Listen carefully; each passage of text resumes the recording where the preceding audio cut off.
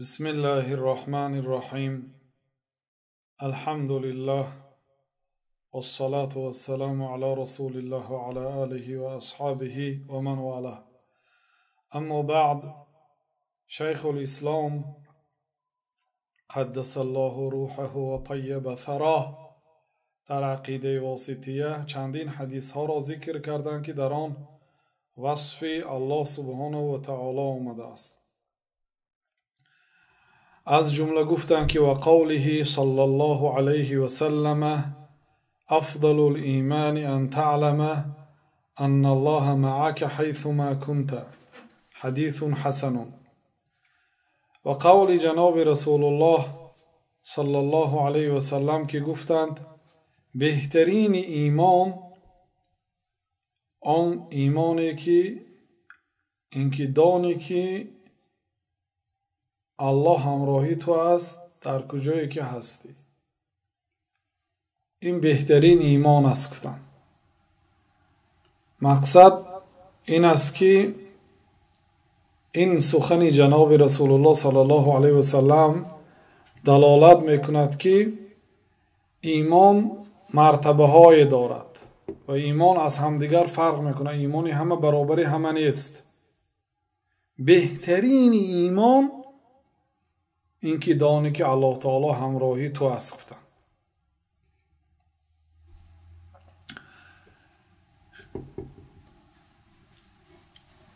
و این طبق حدیثی که امام مسلم رحمت الله علیه روایت کردند، وقتی که جبریل پیامبر علیه السلام را از احسان پرسید، پیامبر علیه السلام گفتند که الاحسان ان تعبد الله كأنك تراه فإن لم تكن تراه فإنه يراك.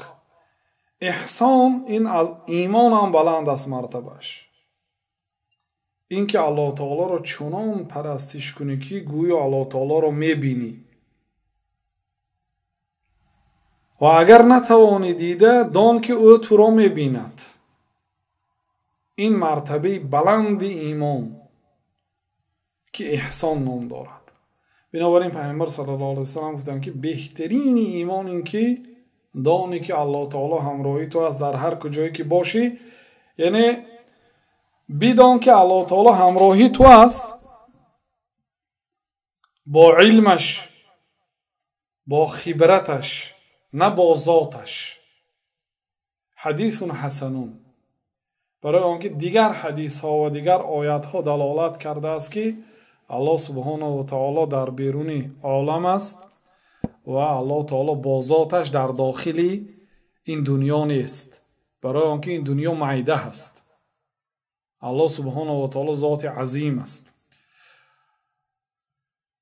و قوله صلی الله علیه و سلم اذا قام احدكم الى الصلاة فإن الله قبل وجهه فلا يبصقن قبل وجهه ولا عن يمينه ولكن عن يساره او تحت قدمه متفق علیه.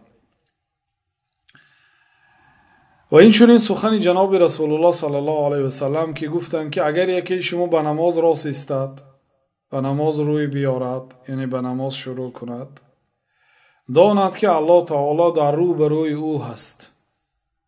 پس بر رو بروش نگاه کرده توف نکند. ولا عن یمینی، و نه به طرف راستش نگاه کرده توف نکند، لیکن از طرف چپش یا در زیر قدمش. گفتن این حدیث در بخاری و مسلم است. مراد این است که وقتی که بنده به نماز ایستاده است، حال آنکه او در مسجد نیست. در مسجد توف کردن گناه است، چون که پیامبر صلی الله علیه و سلم در دیگر حدیث ها آمده است که گفتند که توف کردن در مسجد گناه است و کفاره اش دفنش است. گفتند و در این مسجد های زمانه ما توف کردن مطلقا ممکن نیست. برای آنکه مسجد های زمانه ما در همان زمانه هم منع است. این اگر در خانهش یا در صحرا یا در کوچه نماز خوانده ایستاده باشد، یکی توف آمد، توف غلبه کرد، دیگر امکانیت گرداندن نشد، در این حالت روبروش توف نکند، چون که علت سبب من این است که او در روبروش پروردگارش را مناجات میکند. وقتی که انسان به نزد پروردگار می ایستد، از او یک حاجت و در طلب و درخواست خود را میپرسد، بنابراین با تعظیم، با آداب، با خشوع، یعنی با ترس، با احترام الله باید ایستد. بنابراین رو به قبله توف کردن این گناه است، حتی بعضی علما گفتن حرام است، برای آنکه در صحیح ابن خزیمه و در صحیح ابن حبان آمده است که یک مرد به یک قوم امام بوده است و در وقت نماز فرض، وقتی که به مردم امام است، به طرف قبله نگاه کرده توف میکند. بعد پیامبر صلی الله علیه و سلم میگویند که برای همون قوم خطاب کرده این مرد دیگه به شما امامتی نکند، به جای این دیگر کس را امام گیرید گفتن. بعد به آن شخص خطاب کرده گفتن که انک آذیت الله و آذیت رسوله، تو الله را و رسولش را اذیت دادی. توف کردن در وقت نماز علل خصوص رو به رو منع است. بعضی علما میگن در غیر وقت نماز هم به روش، به طرف رو به روش نگاه کرده توف کردن حرام است. اما اگر انسان در خانه باشد یا مثلا در غیر مسجد باشد و همین گونه توفش آبی آید، در این صورت به طرف راست هم توف نکند، چون که احترامی طرف راست است از نگاه شریعت. به طرف چپش توف کند یا به زیر پایش، به پایان توف کند. این دلالت میکند که الله تعالی در همه جا نیست. اگر الله تعالی در همه جا میشد به طرف پایان و به طرف دستی چپ توف کند نمیگفتن، گفتن که الله تعالی در روبروت هست. وقتی که ما الله تعالی رو در روبرو میگوییم این معنای آن ندارد که الله تعالی از عرش پایین است. من اگر کدامتون در نزد تیریزه نشسته باشتم، اینه من در روبروی تیریزه شدم، در روبروم آسمان دیسادیم، برای شما هم نشان میدیم. و آسمان مخلوق است. همین گونه آفتاب، ماهتاب، ستاره ها در روبروتان می ایستد، لیکن در آسمان است. اگر امکان داشته باشد که مخلوق در روبروی مخلوق باشد و حالا که وی در بالا هست، پس چی جایی این که الله تعالی ناممکن باشد که الله تعالی در روبروی ما هست و با در بالا هست همین همزمان؟ الله تعالی در روبروی ما هست، همزمان در بالا هست، هیچ گپی ندارد. علل خصوص لیس کمثله شیء، مانند الله تعالی چیزی نیست. یعنی یگان جای نافهمی ندارد. بنابراین شیخ الاسلام رحمت الله علیه در کتاب درع تعارض العقل و نقل گفتن که هیچگاه عقل سالم به نقل صحیح مخالفت نمی کند. نقل صحیح آیت قرآن و حدیث صحیح. نقل از آسمان است. عقل صحیح، عقل سالم، عقلی که درست میفهمد. مثلا عقل سالم، اگر عقل سالم که دیگریم نه از روی یگان دین و دیانت، همین مکتب بچه ها، مکتب پسر بچه ها از مکتب دختر بچه ها جدا باشد به مقصد موافق است یا یک جایه باشد به مقصد موافق است. مقصد ما از کشادن مکتب و مدرسه چیست؟ دانش داشتن فرزندها و خوب تعلیم گرفتن آنها هست.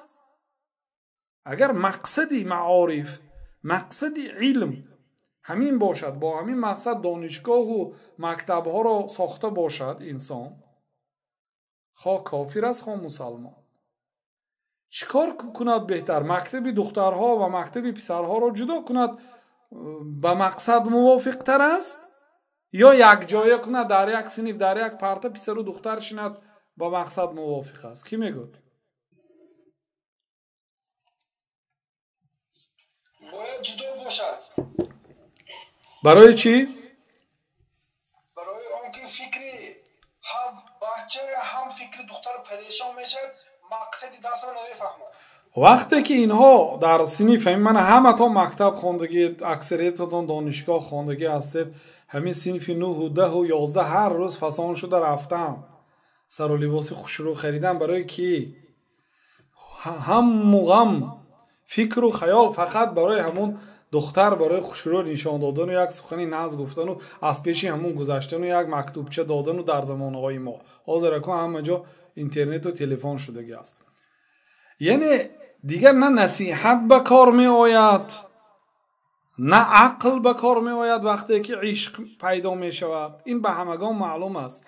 بری پنبه آتش نباید فروخت که تا چشم بر هم زنی خانه سوخت. یعنی باید در پیش آتش آدم پخته نماند. پخته اگر در نزد آتش ماند و بعد به آتش نصیحت کنید که آتش همین در پیشت پخته میستد با نسوزونی. پخته هم نصیحت کنید که پخته من توی همین در بری آتش میمونم با نسوزی نوادا. کدامی هر دوی اینها گپی شما میگیرد؟ یگان تی اینها گپی شما نمیره. گفت بابا چون کنم پرهیز من، آتش و پنبه است آخر مرد و زن. پنبه را پرهیز از آتش کجاست؟ یا در آتش کی حفاظ است و تقاست. کی در آتش دیدی که پخته صحت سلامت از درونش براید؟ همین گونه هست مرد و زن. بنابراین هیچگاه عقل سالم به نقل صحیح مخالفت نمی کند. این گپی شیخ الاسلام رحمت الله علیه در تعارض العقل و نقل است. خب برادر عزیز، در این حدیث جناب رسول الله صلی الله علیه وسلم گفتند که یکی شما اگر به نماز ایستد فإن الله قبل وجهه، الله تعالی در روبرویش است. در یک حدیث هم پیامبر صلی الله علیه وسلم در صحیح بخاری است، روزی به مسجد در آمدند که کسی به قبله مسجد توف کرده است. در بعض روایت ها با ناخنهایشان، در بعض روایت یک سنگچه گرفته از دیوار تراشیدند. توف یک آدم را از طرف قبله. ایعمد احدکم الی قبلته، یکی شما به سوی قبله، به سوی قبله که در وی پروردگارش را مناجات میکند توف میکند؟ گفته پیامبر صلی الله علیه وسلم غضب کرد. حافظ ابن حجر رحمت الله علیه گفته این دلالت میکند که امام به تازگی مسجد اهمیتی خاصه میدهد. یعنی امام از مسئول اول هم درباره آبادی مادی مسجد و هم درباره آبادی معنوی مسجد که اساس است. مسجد اگر ظاهرا آباد باشد و باطنا در اون مسجد سخن الله نباشد، سخن رسول الله صلی الله علیه وسلم نباشد، مسجد وظیفه خود را اجرا نکند، اون مسجد خراب است. و در درجه دوم ایست تازگی مسجد، آبادی مسجد، ساختمان مسجد، تازه بودن دیوال و قالین های مسجد و همین اولین شخصی که جوابگر است امام است. خلاصه پیامبر علیه السلام گفتند که وقتی که شما در نماز می ایستید الله تعالی در روبروی شما هست، چون که شما مناجات میکنید و سوره فاتحه رو در هر یک رکعت نماز میخونید، الله تعالی به هر یک آیتی که میخونید جواب میگرداند. بنابراین سبع المثانی گفتند پیامبر صلی الله علیه و سلم، 7 آیتی که از دو جانب تکرار میشد، بنده تلاوت میکند الله تعالی جواب میگرداند. روبروی صدا شما مناجات میکنید.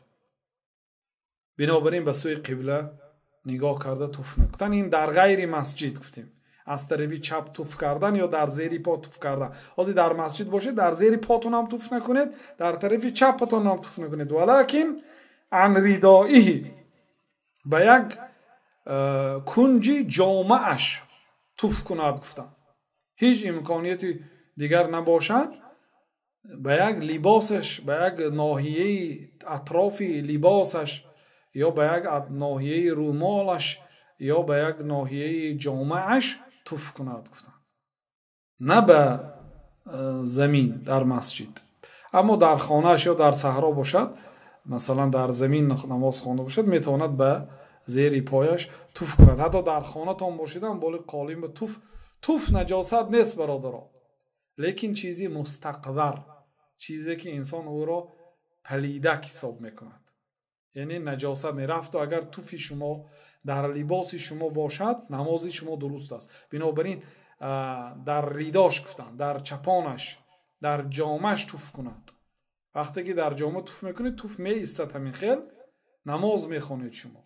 اگر وی نجاست میشد پیامبر صلی الله علیه و سلم این گونه دستور نمیداد. اون نجاست نیست، فقط هر کس طبیعت دیگر آدم ها توف دیگر آدم ها را دیدن نمیخواهد.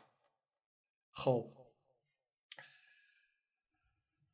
متفق علیه، حدیث در صحیح بخاری و مسلم. این حدیث دلالت میکند که الله سبحانه و تعالی در بالا هست و وقتی که الله سبحانه و تعالی همراهی ما هست معنای این را ندارد که الله سبحانه و تعالی با ذاتش همراهی ما است، بلکه الله سبحانه و تعالی در بالای عرش است و الله سبحانه و تعالی همراهی ما هست. بنابراین شیخ الاسلام رحمت الله علیه بعد اینکه صفت استوا عالی بودن الله تعالی را طبق حدیث های صحیح بیان کردند، بعد به صفت معیت گذشتند که الله سبحانه و تعالی اگر چنده که در آسمان هست و در بالای عرش هست و دیگر آیت ها و حدیث ها آمده است که الله سبحانه و تعالی همراهی شما هست، این هیچ به هم دیگر ضدیت ندارد گفتند. یعنی این را درست فهمید، الله تعالی در بالای عرش است ولیکن همراهی شما هست. اگر هر چیزی که همین قدر بزرگ باشد همان قدر به شما نزدیک است. ببینید آسمان را، از همه مخلوق بزرگی که چشم انسانیت میبیند این آسمان است. آفتاب ببینید چند میلیون مراتبه از زمین عظیم است، ولی در یک جایی که آسمان را در رو بروی خودتان میبینید چقدر کوچک است. یا ستاره هایی که یک ستاره 11 بیلیون و 700 تریلیارد مراتبه از آسمان کلان است. میلیارد ها شمونید، میلیارد و میلیون هاش. 11 بیلیون بعد تریلیون میبیاد. 11 بیلیون و 700 تریلیون مراتبه یک ستاره از آفتاب کلان است. همین قدر، یک برابر، 10 برابر نه، 1 میلیون، 1 میلیارد نه، بی‌نهایت یک ستاره از آفتاب کلان است. بنابراین از همه مخلوق بزرگی که چشم ما میبیند آسمان است و آسمان به ما نزدیک است از سبب آنکه کلان است و ما نزدیک است. و وقتی که آسمان در رو به روی ما هست، کجایی که رفتیم آفتاب آسمان همراهی ما هست، این معنی اینا ندارد که آسمان به ما چسبیده است، لیکن او به ما نزدیک است ولیکن با وجود همین او در بالای ما هست. حتی در بعض جایهای هموار میبینید که آسمان شما را پر پوشیده است، از 4 طرفتان و از بالایتان از 5 طرفتان، لیکن با وجود همین آسمان از ما خیلی مسافه 500 سالینه راه بالا هست. این یک مخلوق است، یعنی مادامی که امکانیت دارد که هم در روبرو ما باشد و هم به ما نزدیک باشد و هم در بالای ما باشد، به طریق اعلی الله سبحانه و تعالی به ما نزدیک است و از ما در بالا هست و ما او را همین گونه به ما نزدیک است. الله سبحانه و تعالی و در بالای ما هست و به ما نزدیک است، یگان ضدیت ندارد. اگرچه الله سبحانه و تعالی در بالا هست با وجود همین الله تعالی همراهی ما هست. خب حدیث دیگر و قوله صلی الله علیه و سلم، قول پیامبر صلی الله علیه و سلم که گفتند اللهم رب السماوات السبع و رب العرش العظیم ربنا و رب كل شيء فالق الحب والنوى منزل التوراة والإنجيل والفرقان أعوذ بك من شر كل دابة أنت آخذ بناصيتها. و قول پیامبر صلی الله علیه و سلم گفتند که اللهم رب السماوات السبع، پروردگارا. اصل کلمه اللهم یا الله. میم عوض از یا هست، یای نیدا. یا الله یعنی ای الله. و در آخر کلمه الله میم پیوست شده است و این میم عوض از یا هست.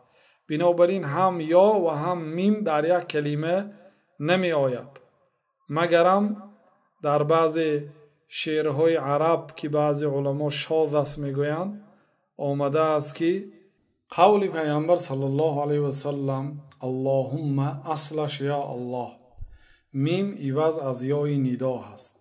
بنابراین هر دوش در یک جا جمع نمی شود، مگر در بعضی شعرهای عرب آمده است که اینی اذا ما حدث لما اقول یاللهم یاللهم. بعضی علما ممکن این شاذ است که هم یا بیاید و هم میم بیاید. یا اللهم. یا الله ای الله. رب السماوات سبع، پروردگار آسمان های هفتگانه. هفت آسمان از همدیگر جدا هست. آسمان یکم دایره شکل است، در زیر خودش خیلی از مخلوقات را احاطه کرده است و مسافه بین آسمان دوم و آسمان یکم هم مانند مسافه زمین و آسمان است، یعنی از همدیگر جدا هستند. آسمان دوم آسمان یکم را احاطه کرده است. اما زمین 7 قبط است. در قرآن در یک جا الله تعالی گفته است که و من الارض مثلهن، از زمین هم مثل آسمان ها آفریدیم، یعنی 7 قبط. 7 سماوات و من الارض مثلهن، از آسمان ها 7 قبط است و از زمین هم مثل آسمان ها گفت 7 قبط. 7 قبط زمین آیا مثل 7 قبط آسمان یعنی همین خیل هست؟ بعضی ها همین خیل گفتن، امام قرطبی نقل میکنن، ولی این قول ضعیف است. قول صحیح زمین 7 قبط هست، ولی بین این 7 قبط جای خالیگی نیست مانند آسمان ها. مثلا ما بین آسمان دنیا و زمین جای خالیگی هست، بین آسمان یکم و دوم جای خالیگی هست، همین گونه بین آسمان سیوم و چهارم، پنجم، ششم و میخیل. اما زمین این خیل نیست گفتن، این خیل 7 قبط از همدیگر جدا نیست. و از همه قول باطلش این است که بعضی ها از ابن عباس رضی الله عنهما نقل میکنن که گویا همین خیل زمین با 7 دیگر هست، 6 دیگر غیر زمینی ما. در هر زمین آدم ها هست، پیغمبر ها هست، علما هست و این قول باطل است. این نقل از اخبار بنی اسرائیل است و این علما میگن که منکر است، یعنی نادرست است. زمین همین یک زمین است که در روی همین انسان ها زندگی میکنند و پیغمبرها در همین زمین آمدند. خب پیامبر علیه السلام در این حدیث دعا دارند: پروردگارا تو ای الله پروردگار صاحب ملک و قدرت و اراده، 7 قبط آسمان از آن تو هست، تو پروردگاری 7 قبط آسمان ها هستی و رب العرش العظیم، همین گونه تو پروردگاری عرش عظیم هستی. عرش بزرگترین مخلوق است، برای چی در دوم جای آوردن؟ والله اعلم. شاید برای اینکه عرش از چشم ما غایب است، عرش را ما با چشم خود ندیدیم، لیکن آسمان را میبینیم، یک آسمان را اقلا میبینیم. پروردگار 7 قبط آسمان ها و پروردگار عرش عظیم، عرش بزرگترین مخلوق این عرش است. ربنا و رب کل شی، پروردگار ما تو هستی، یعنی انسان ها، و پروردگار همه چیز. و این همه چیز تمام مخلوقات می دراید. اینا همه وسیله است. پیش از آن که یک چیز را از الله تعالی پرسید، اول به بزرگی الله تعالی ثنا میگویید، وسیله میکنید با صفاتهایش، با اسمهایش، با فعلهایش. و رب العرش العظیم، ربنا و رب کل شی، فالق الحب و النوى، کفاننده دانه ها و دانک ها. حب دانه، مثلا دانه گندم. دانه گندم سخت است. نوا دانه خرما یعنی دانه دانک است. نوا دانک است، حب دانه است. دانه جو، دانه مکه، دانه گندم، برنج، اینا دانه است. همین دانه ها را الله سبحانه و تعالی با قدرت خود میکفاند. از بین این یه درخت میبراید که از وی میوه های شیرین، رنگهاش گوناگون. حتی در یک آیت الله تعالی میگه که یسقا بماء واحد، با یک آب داده میشود و یک باغ مثلا 1000 تنه درخت ها دارد. هر خیل درخت از زردآلو هست و انار هست و مثلا خرما هست و انگور هست و با یک آب داده میشود و میوه های رنگارنگ، زرد و سرخ و سیاه و سفید و طعم های هر خیله. یا انار خودش انار شیرین هست، انار ترش هست و انار قیه هست، یعنی مابین ترش و شیرین. و همین گونه میوه ها هم، میوه های ترش هست، میوه های شیرین هست. عجایب دلالت به قدرت الله تعالی میکنه. فالق الحب و النوى، کفاننده دانه و دانک ها تو هستی. منزل التورات و الانجیل و الفرقان، نازل کننده تورات، بزرگترین کتابیه که انجیل که به عیسی علیه السلام، تورات به موسی علیه السلام، و الفرقان یکی از نامهای قرآن فرقان است. فرق میکنه بین حق و باطل، جدا میکند بین نادرست و درست، بین حلال و حرام جدا میکند، بین حق و باطل جدا میکند، فرق میکند. فرقان نازل کننده این کتاب های بزرگ.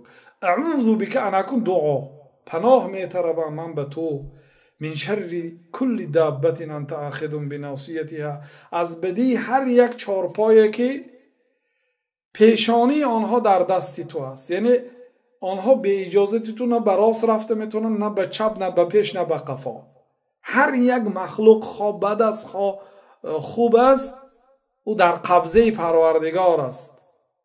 انت آخذ بناصیتها، ناصیه گفته پیشانی هر یک چیه میگه، یعنی الله تعالی از پیشانی هر یک مخلوق قپیدگی است.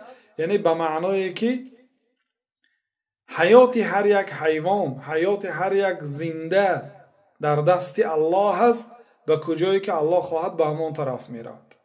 یعنی من از بدی هر یک خزنده، هر یک چارپا یا دوپا هم حتی میدارد به این کلمه در اینجا، یعنی هر یک مخلوقی که در این دنیا هست، از بدی آن به تو پناه میطلبم، چون که دستی این مخلوقا همه در دستی تو هست. انت آخذ بناصیتها، تو از پیشانی آنها گرفتی. یعنی به اجازه تو یگان تو اینها به ما حمله هم کرده نمیتواند، ضرر هم رسانیده نمیتواند. اللهم انت الاول فلیس قبلک شیء، پروردگار تو اول هستی، از تو پیشتر چیزی نیست.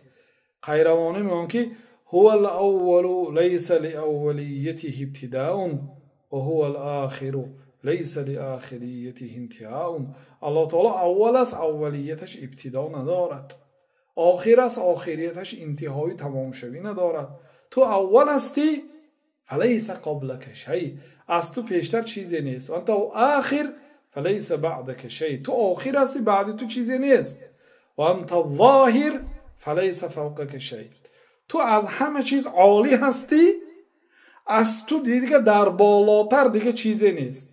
از همه ذاتی که در بالای بالا میسد الله تعالی است. از الله تعالی در بالا دیگر چیزی نیست. و منظوری مصنف از آوردن این حدیث انا همینجا از وجه شاهد، حدیث همش آوردن، یعنی انت ظاهر، تو عالی هستی، از تو بالا چیزی نیست. و انت الباطن فلیس دونک شیء، تو باطن هستی، از تو نزدیکتر چیزی نیست. یعنی اگرچه تو به ما نزدیک هستی، از همه نزدیکترین ذات به ما و به هر چیز این تو هستی، با وجود این تو از همه بالا هستی. ببینید جمع بین دو صفت، یعنی الله تعالی در بالا هست و با وجود این همراهی ما هست و به ما نزدیک هست. انت الباطن فلیس دونک شیء معناش این است که باطن در لغت به معنای نهان. الله تعالی واقعا از چشم ما هم پنهان است، ناعیان. اما در حق الله سبحانه و تعالی نزدیکترین ذات معنای باطن، یعنی حتی در داخل ما خدامون یا در داخل زمین یا داخل آسمان از همه ذاتی که عالمتر و خبیرتر است الله تعالی هست به داخل هر یک چیز. ما فقط یک چیز از بیرونش میبینیم، از بیرونش بها میدیم، لیکن الله سبحانه و تعالی درون آن باطن آن را هم میداند. نزدیکترین ذات به همه چیز، آگاه از همه سر و راز و پوشیده ها. دل ما، قلب ما، نیت های ما در قلب ما هست. الله تعالی از آن آگاه است، باطن است الله تعالی. لیس دونه شیء. از الله تعالی دیده یگان ذاتی نیست که از همه چیزهای داخل و پنهان آگاه باشد. همه چیزهای دقیق و نازک از آن الله تعالی با خبر است. تمام مخلوقات را از ظاهر و باطنی آن با خبر است. باطنی آن، داخلی آن، حقیقت هر چیز را الله سبحانه و تعالی می‌بیند و از چشم مخلوقات الله تعالی پنهان و نهان است. این است معنای و انت الباطن فلیس دونک شیء. تو باطن هستی، از تو نزدیکتر دیگر چیزی نیست. اقض عنی الدین. این دعا هست. تا اینجا همش وسیله بود. پروردگار قرض مرا ادا کن. علما میگن که این هم قرض الله تعالی رو در بر میگیرد، هم قرض مخلوقات را، حقوق بنده ها را. فقط قرض مالیوی نه، یعنی هر حقی که بر ذمه ما است همان حق ها را هم از ما ادا کن. واغننی من الفقر، و مرا از فقر، از کمبغلی چیکار کن؟ بی حاجت کن. انا همین دو کلمه دعا هست. باقی مانده تا این دم همه چی بود؟ وسیله بود. و در این حدیث پیامبر صلی الله علیه و سلم از فقر پناه طلب کردند، برای آنکه در بعض حدیث ها آمده است که کاد الفقر ان یکون کفرا. قریب که فقر هم کفر شود بود. کفر و فقر به همدیگر نزدیک است. نسأل الله السلامة و العافیه. فقیر هم می شود وقتایی که دینش می فروشد به اندک مال مجبور می کند. و الفقیر من وجد نصف الکفایت او اقل. فقیر آن آدمی که نصف کفایتش می یابد. به یک انسان برای صرف و خراجات یک ماهش $1000 پول لازم است. الحمدلله. $500 برای اجاره خانه‌اش، مثلا $500 برای خورد و خوراکش. اگر همین $1000 در یک ماه درآمدش باشد و $1000 خراجاتش باشد، این آدمی یعنی نه فقیر است و نه مسکین، آدمی معتدل است. اگر $700 درآمد دارد و $1000 صرف و خراجات داشته باشد، مسکین است. من وجد والمسکین و من وجد نصف الکفایه. مسکین آن آدمی که نصفش مییابد. $500 مییابد، آیلیک دارد، $1000 صرف و خراجات دارد، این مسکین است. اما فقیر چی؟ یعنی از $500 کمتر، یا اینکه ندارد هیچی، یگان سوم درآمد ندارد، اولی $1000 رسخات دارد، صرف و خراجات دارد. این فقیر است. برای اون که الله تعالی که و اما سفینه فکانت لمساکین یعملون فی البحر، کشتی از آن مسکین ها بود گفت. و مسکین کشتی داشته است، یعنی مسکین یگان چی دارد، اما فقیر چیزی ندارد. پروردگار، من از قرض به تو پناه می طلبم که قرض حتی گناهی شهیدم اگر وفات کند قرضش بخشیده نمی شود. و این چونین فقر به همسایه کفر است، من به تو پناه می طلبم گفتم. و این چونین قول پیامبر صلی الله علیه و سلم که وقتی که صحابه ها لما رفع اصحابه اصواتهم بالذکر، وقتی که جناب صحابه های پیامبر صلی الله علیه و سلم آواز خود را با ذکر بلند کردند، الله تعالی را بلند ذکر کردند، پیامبر صلی الله علیه و سلم میگه یا ایها الناس، ای مردم، این مردم خطاب به همون آدمایی که همراهشون در سفر بود و آوازشون رو با ذکر بلند کردن. اربعوا علی انفسکم، به نفسهای خودتان یعنی که ملایمی کنید، رحم کنید، داد گفته مثلا ذکر نکنید. فانکم لا تدعون اصما ولا غائبا، شما یک ذات کر و ذات نابینای غایب را دعا نکرده ایستادید. انما تدعون سمیعا قریبا، شما ذات را دعا کرده ایستادید که او شنوا هست و به شما نزدیک است. چی جایی داد زدم؟ ان الذي تدعونه اقرب الى احدكم من عنق راحلته، آن ذاتی که شما او را عبادت میکنید، او را دعا میکنید، او به شما از گردن شترهایتان دیده نزدیکتر است. عرب ها که در شتر سفر میکردن، از همه چیزی که به چشمشان نزدیک است گردن شترهاشون است. و پیامبر صلی الله علیه و سلم میگه آن ذاتی که شما او را عبادت میکنید از گردن شترتان دیده به شما نزدیکتر است گفتم. این حدیث هم در صحیح بخاری و مسلم است. یعنی این حدیث دلالت میکند که الله سبحانه و تعالی نزدیک است، اگرچه او در بالای عرش است ولی او به ما نزدیک است. هر عملی که میکنیم میبیند و آوازهای ما را میشنود، حتی پیچ راست و نجوای ما، حتی آن چیزی که در قلب ما هست میشنود. و قوله صلی الله علیه و سلم انکم سترون ربکم کما ترون القمر لیلة البدر لا تضامون في رؤيته فإن استطعتم الا تغلبوا على صلاة قبل طلوع الشمس و قبل غروبها فافعلوا متفق علیه.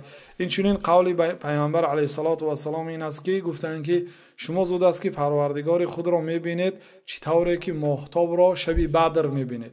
وقتی که 14 روزه میشود، پره میشود، ماهتاب را در تمام دنیا مردم به یگان زم شدن بالای همدیگر و به یگان زحمه و جمع شدن بالای همدیگر و به یگان مشکلی از جای ایستادگیش به همدیگر نارسیده آفتاب را یا ماهتاب را میبینن.